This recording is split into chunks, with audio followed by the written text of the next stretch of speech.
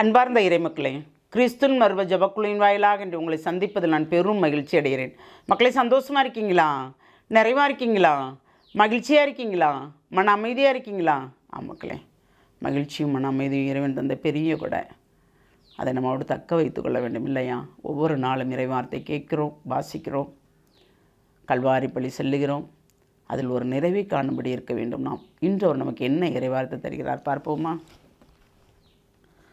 திருத்தூதர் பவுல் எபிரேயருக்கு எழுதிய திருமுகம், அதிகாரம் 6, இறை வார்த்தை 17 20 முடிய. அவ்வாறே கடவுளும் தம் வாக்குறுதியை உரிமைப்பெறாக பெற்றோருக்கு தம் திட்டத்தின் மாறா தன்மை மிகவும் தெளிவாக காட்ட விரும்பி ஓர் ஆணையால் தம் வாக்கை உறுதிப்படுத்தினார்.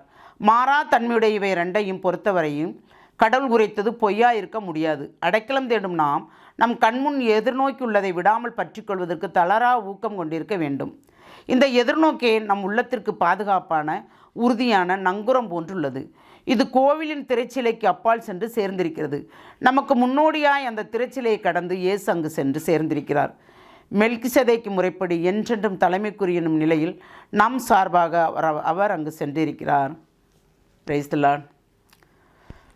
ஆபிரகாமுக்கு கொடுத்த வாக்குறுதியை போல் நமக்கு ஒரு வாக்குறுதி கொடுக்கிறார். நீ எதையெல்லாம் கேட்டாயோ அதையெல்லாம் பெற்றுக்கொள்வாய் என்று வாக்குறுதி கொடுக்கிறார்.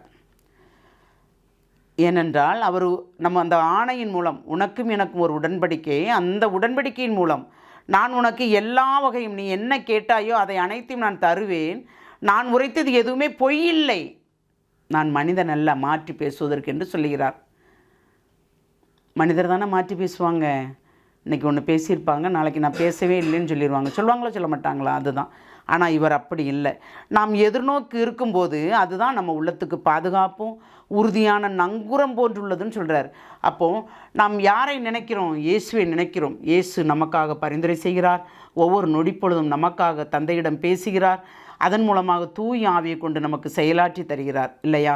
அந்த செயலாற்றுதல் தான் நமக்குள் நிறைவாக இருக்க வேண்டும்.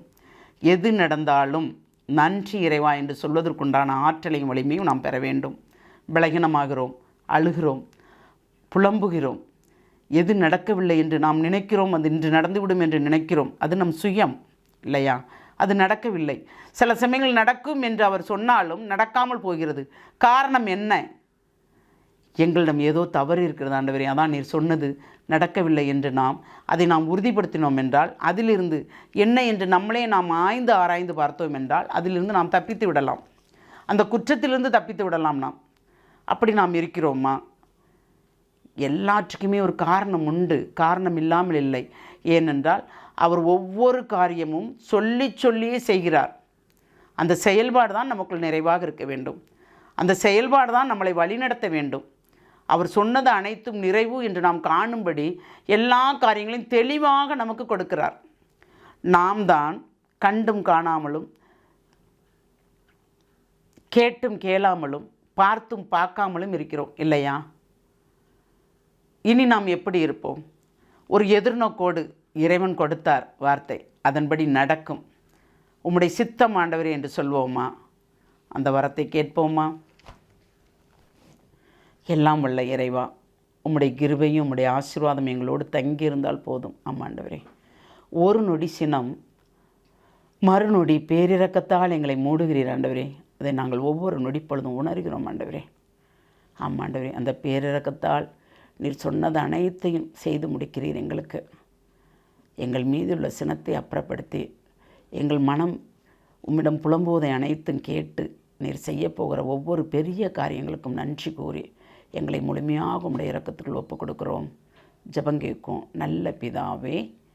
ஆமேன், ஆமேன், ஆமேன்.